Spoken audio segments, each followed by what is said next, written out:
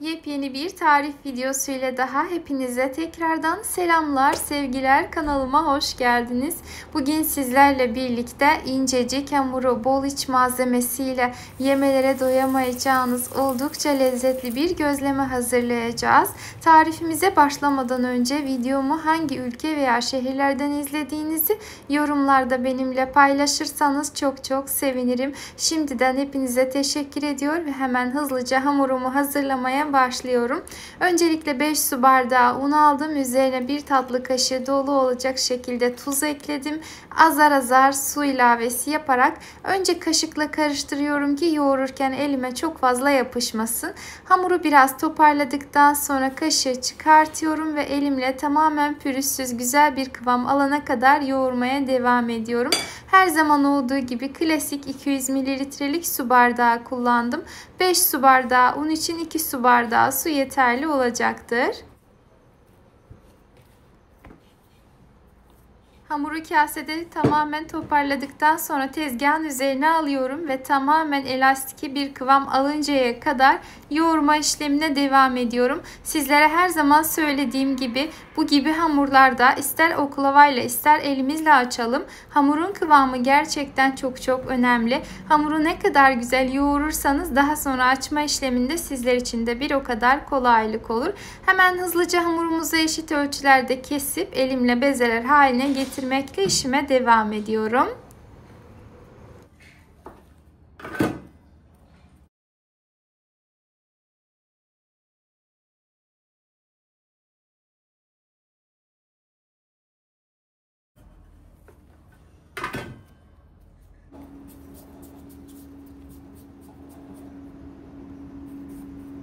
Ortalama bir yumurta büyüklüğünde toplamda 12 adet beze elde ettim.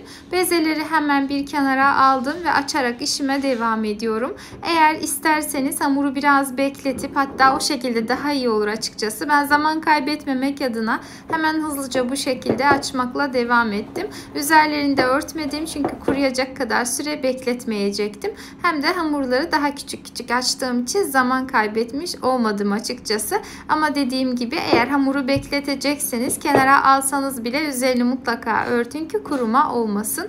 Gördüğünüz üzere hamurlardan bir tanesini açtım ve diğeriyle işime devam ediyorum. Bu şekilde hamurların tamamını eşit ölçülerde açmakla devam edelim. Çok fazla inceltmenize gerek yok. Birazcık, yani ortalama bir tatlı tabağı boyutunda açmış olmanız yeterlidir. Tamamını açıp hazırladıktan sonra uygun bir kase veya bir geniş derin olmak şartıyla bir tabak alalım. İçerisini güzelce yağladıktan sonra hamurlardan bir tanesini içerisine yerleştirip üzerine tekrar bolca yağ sürelim. Her tarafını yağlamış olmaktan emin olalım ki daha sonra hamurlar birbirlerine yapışmasınlar. Bu arada yağ olarak ben 100 gram tereyağı ile 1 çay bardağı sıvı yağ karıştırıp o şekilde kullandım. Sizler isterseniz sadece sıvı yağ veya sadece tereyağı da kullanabilirsiniz.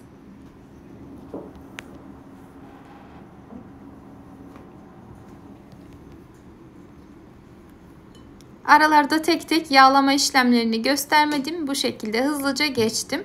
Ancak tamamını güzelce yağladım ve hamurlarımı üst üste yerleştirdim. Ve geriye kalan yağın tamamını üzerine gezdirdim ve her tarafını tekrar güzelce yağlıyorum ki üzerinde kuruma olmasın. Bu arada eğer sadece tereyağı kullanacaksanız ortam ısısını mutlaka yüksek tutun ki tereyağı donmasın. Ve hamurumuz artık hazır oldu. Şimdi bir kenarda en az 30 dakika kadar oda sıcaklığında kendini tamamen salması için bekletelim. Diğer taraftan ise geçelim iç harcımızı hazırlamaya. Bunun için ben yarım kilogram kadar ıspanak kullandım. Çok iri doğramayacağım ne de çok inceltmeme gerek yok. Gözlemelik şekilde doğramakla işime devam ediyorum. Bu arada bazen çok saçma yorumlar gelebiliyor. İşte şunu yıkamadım, bunu yıkamadım. Çok detaylı şekilde tabii ki de videoda her şeyi sizlere göstermiyorum. Önceden güzelce yıkadım, suyunu kuruttum. O şekilde doğramakla devam ediyorum. Böylece yarım kilogram kadar ıspanağı doğradıktan sonra bir bağ kadar yeşil soğan doğruyorum. Yeşil soğan yoksa kuru soğan doğrayabilirsiniz. Lakin kuru soğan doğradıktan sonra üzerine biraz tuz ekleyip ölmelerini beklerseniz, yani acılığının tamamen çıkmasını beklerseniz diri diri kalmamış olur ve de çok acı olmamış olur. Aklınızda bulunsun. Yeşil soğandan sonra ise yarımşar demet olacak şekilde maydanoz ve dereotu doğradım. Elinizde hangi yeşillik varsa onu kullanabilirsiniz. Tamamen size kalmış.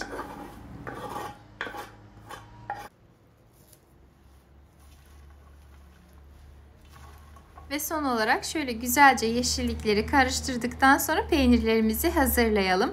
Ben peynir olarak tam yağlı olgunlaştırılmış inek peyniri, taze beyaz peynir ve lor peyniri karışımını kullandım. Sizler dilediğiniz peynir karışımını ilave edebilirsiniz. Tamamen size kalmış. Ancak birkaç tane farklı peynir kullanırsanız tabi lezzeti çok daha güzel olacaktır. Bu arada iç harcına ben tuz ilavesi yapmadım. Peynirlerim tuzlu olduğu için sizler damak zevkinize göre ilave edebilir veya etmeyebilirsiniz. Özellikle bu gibi tariflerde ben çok fazla baharat kullanmayı sevmem. Ancak yine de dediğim gibi tamamen damak zevkinize göre uyarlamanızı tavsiye ediyorum. Hamuru açmaya başlamadan önce ise mutlaka tezgahınızı güzelce yağlayın ki daha sonrasında yapışma olmasın.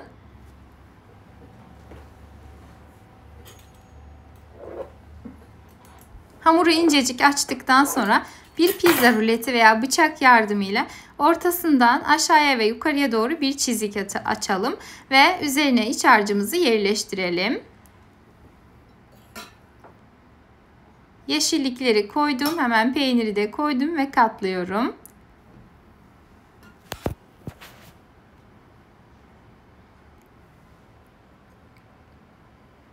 Peynirler topak topak birbirine yapıştığı için özellikle tek tek açtım ki lezzeti güzel olsun. Tek bir tarafta kalmasın. Bu arada ben tarifte sadece çok amaçlı un kullandım. Her zaman sizlere söylediğim gibi evet, baklavalık, böreklik unlar daha çabuk açılır ama çok da faydalı unlar değil, biliyorsunuz. Gluten oranı çok fazla. O yüzden normal çok amaçlı un ile de deneyebilirsiniz. Ancak çok önemli püf nokta, her zaman sizlere söylediğim gibi hamurunuzu güzel yoğurmanız ve yeterince dinlendirmeniz. Açarken de birazcık dikkatli olursanız yırtmadan kolaylıkla açabilirsiniz. Bana göre gerçekten oklavayla açmaktan böyle açması çok daha güzel. Aynı zamanda bu şekilde yaptığınız gözlemeler diğerlerinden çok daha lezzetli olacaktır. Hem yağlı hamurda olduğu için hem hamuru çok fazla ince olup iç malzemesi dolgun olduğu için lezzeti 1'e 10 oranda artar gerçekten. Eminim sizler de çok beğeneceksiniz. Daha önce benzer bir tarifi sizlerle paylaşmıştım ve gerçekten çok beğenilmişti. O yüzden tekrar benzer bir reçeteyi de hazır yaz ayı gelmişken, bolca yeşillik varken paylaşmak istedim.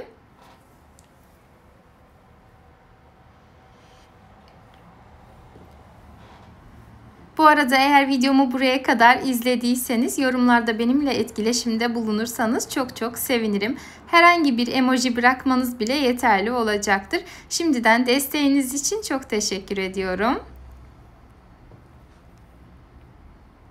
Bu arada hamurun kenarları çok fazla kalın kalırsa ki çekip çıkartabilirsiniz.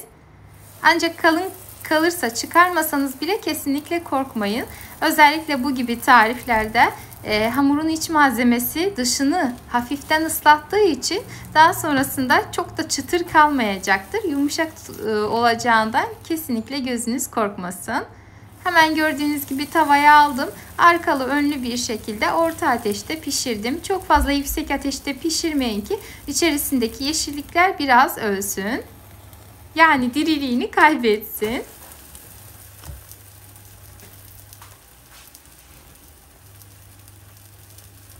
Tamamını pişirip hazırladıktan sonra hemen şöyle yakından da sizlere gösteriyorum. Ben tamamını pişirdim, daha sonra servis ettim. Ancak siz hemen piştikçe sıcak sıcak tüketirseniz daha da lezzetli ve güzel olacaktır. Deneyecek olan herkese afiyet, şifa olsun. Deneyimlerinizi yorumlarda sonrasında bizlerle paylaşmayı unutmayın lütfen. Emeğime saygı olarak videomu beğenmeyi, yorum yazmayı, kaydetmeyi, sevdiklerinizle paylaşmayı ihmal etmeyiniz. Tekrardan sizlerle görüşmek ümidiyle. Kendinize çok iyi bakın. Allah'a emanet olun.